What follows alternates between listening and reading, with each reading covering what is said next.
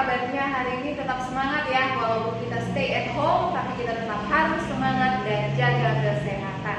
Oke deh, kali ini bertemu lagi dengan kakak, Kak Asni. Kita akan membahas materi tentang recount text untuk kelas 8. Oke, sebelumnya kakak mau tanya, pernahkah kalian mendengar recount text? Ya, recount text berasal dari kata re dan count. Re artinya kembali, count artinya menghitung. Jadi menghitung kembali. Apa yang dihitung kembali? Ya, mari kita lihat dalam pengertiannya ya.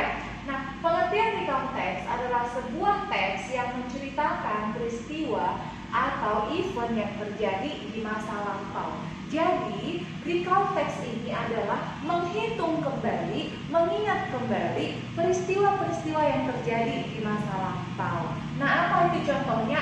Experience atau pengalaman. Tentu setiap orang memiliki pengalaman di masa lampau, benar kan? Pengalaman itu bisa pengalaman yang tidak baik atau pengalaman yang baik.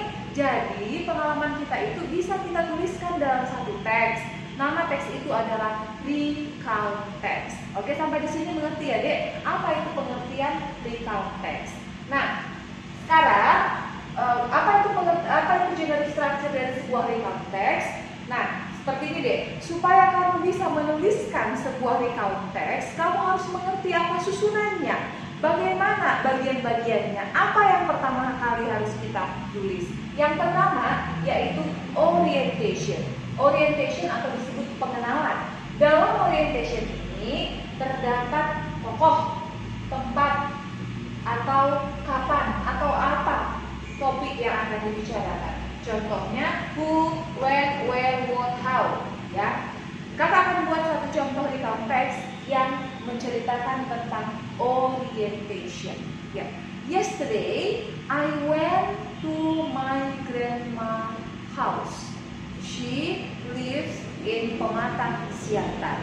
I went with my parents. Oke, perhatikan di situ deh. Nah, orientation tadi kakak bilang adalah pengenalan dari sebuah teks.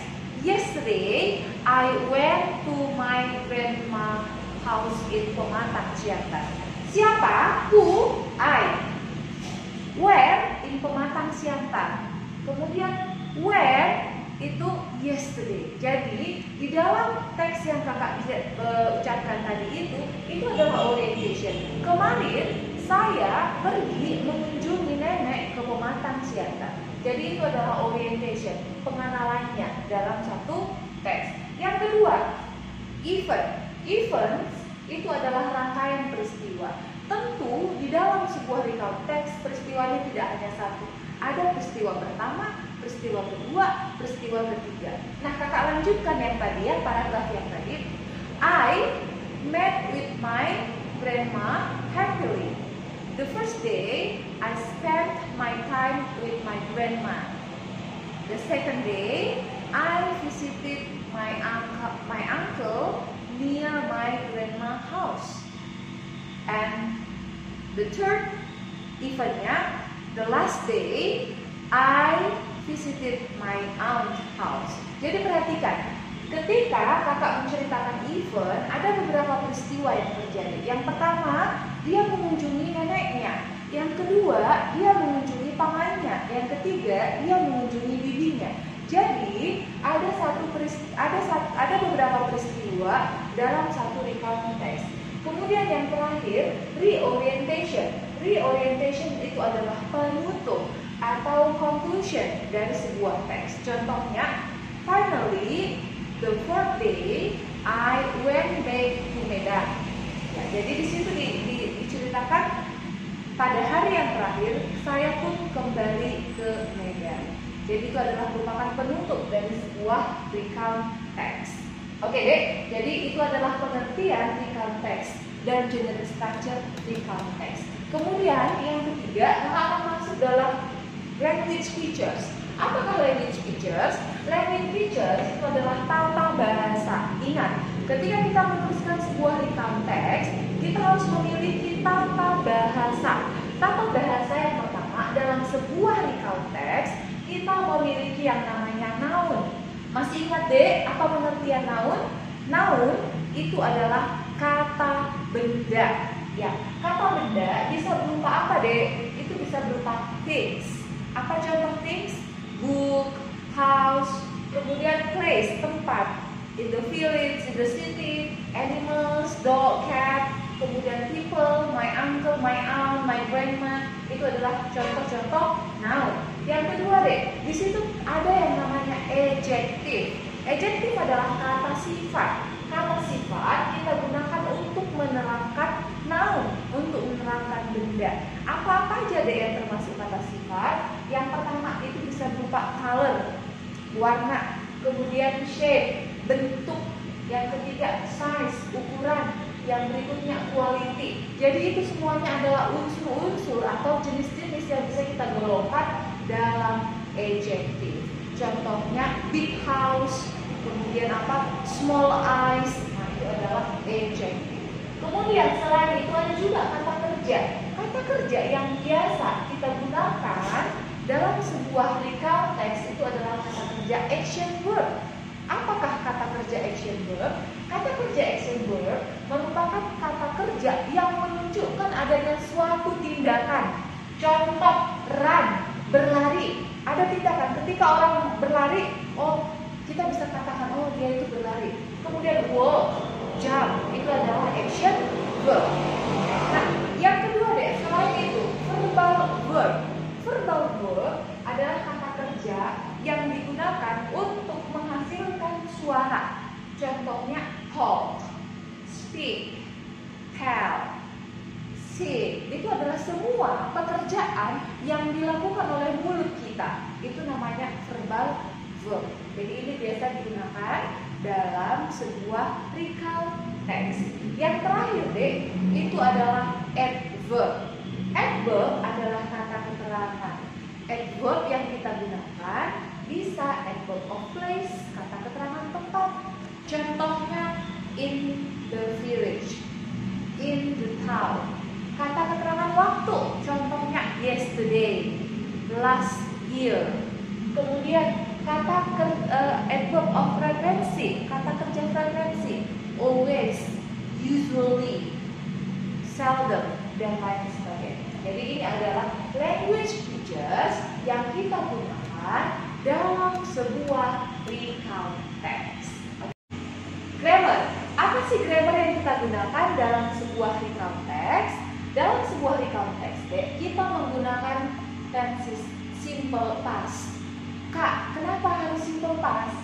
Ingat deh, simple past itu adalah tenses yang kita gunakan untuk menyatakan peristiwa di masa lampau.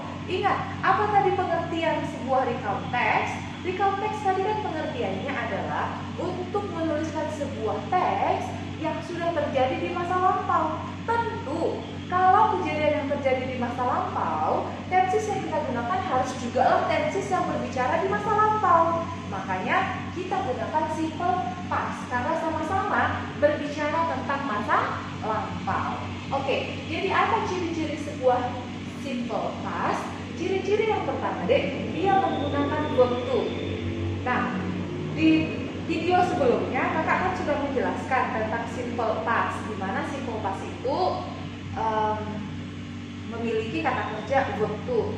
Dan kata kerja verb to itu ada juga jenisnya deh, bisa kita klasifikasikan dengan yang namanya regular verb dan irregular verb. Jadi coba nanti perhatikan lagi video kakak sebelumnya ya, supaya kalian nanti bisa memahami ini. Nah sekarang kakak buat lebih singkat.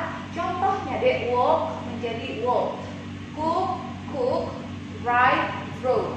Jadi yang ini cook dan walk ini adalah regular verb dan yang ini adalah irregular. Ini adalah regular tadi ya. Oke. Nah selain itu deh, to be yang kita gunakan adalah was dan were. Was digunakan itu untuk I, she, he, it. Were kita gunakan untuk they, we, you. Kemudian yang terakhir auxiliary. Apa itu auxiliary? Auxiliary adalah kata kerja. Kata kerja yang kita gunakan, kata kerja bantu adalah did. Did itu hanya berlaku untuk kalimat yang negatif dan interrogatif. Ya, untuk kalimat menyangkal atau benar. Oke. Nah, mari kita lihat contoh soalnya. Di sini ada beberapa contoh soal kakak buat terkait dengan materi ini.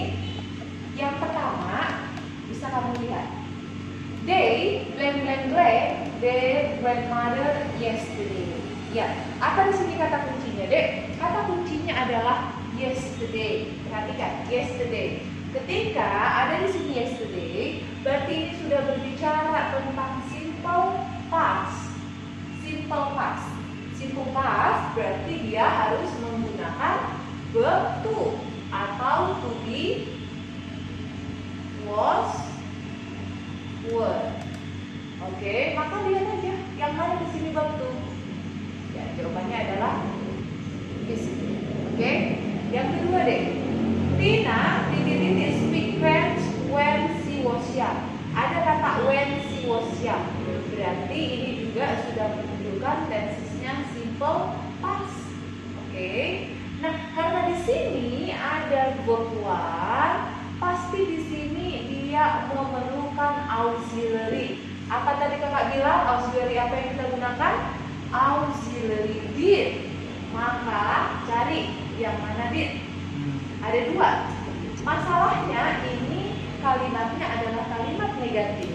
Jadi cari yang bermakna negatif. Didn't. Oke deh. Yang ketiga, kakak buat di sini pertanyaannya. What is the generic structure of a recount text?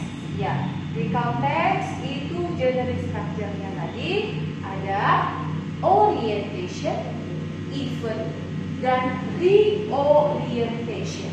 Ingat ya dek, orientation, event, dan reorientation. Maka lihat option ini yang mana ada orientation, event, dan reorientation. Iya, itu adalah di C.